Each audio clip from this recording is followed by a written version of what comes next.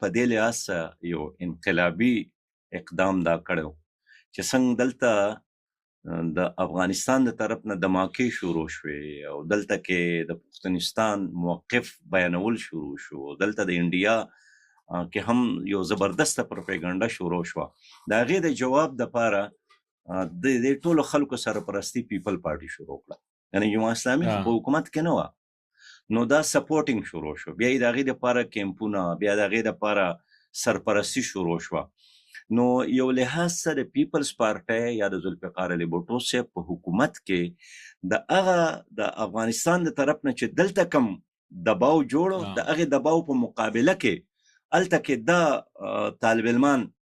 د پاکستان حکومت هم سپورټ شروع کو.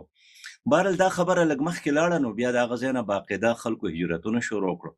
او په دې کې شک نشته چې کله افغانانو دلته هجرت شروع